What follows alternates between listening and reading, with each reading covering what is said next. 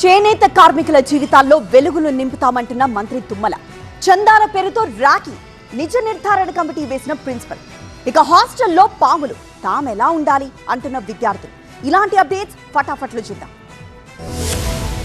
చేనేత కార్మికులు ఆత్మస్థైర్యంతో ముందుకు సాగాలన్నారు తెలంగాణ చేనేత జౌళి శాఖ మంత్రి తుమ్మల నాగేశ్వరరావు. ఈ కళను ప్రపంచవ్యాప్తంగా తీసుకెళ్లేందుకు తమ ప్రభుత్వం కృషి చేస్తోందన్నారు. వీవర్స్ వెల్ఫేర్ ట్రస్ట్, తెలంగాణ ప్రాంత పద్మశాలి సంఘం మహిళా విభాగం సంయుక్త ఆధ్వర్యంలో హైదరాబాద్ నారాయణగూడలో ఏర్పాటు చేసిన హ్యాండ్లూమ్ ప్రదర్శనను మంత్రి సందర్శించారు. చేనేత కార్మికుల జీవితాల్లో వెలుగులు నిండాలి, వారు పడుతున్న కష్టానికి ఫలితం దక్కేందుకు ఇలాంటి ప్రదర్శనలు దోహదపడతాయన్నారు మంత్రి. వస్త్రాల నాణ్యత గురించి ప్రచారం చేసి వారి వ్యాపారాన్ని పెంచి ఆదాయం పెంచే విధంగా రాష్ట్ర ప్రభుత్వం కృషి చేస్తోందన్నారు.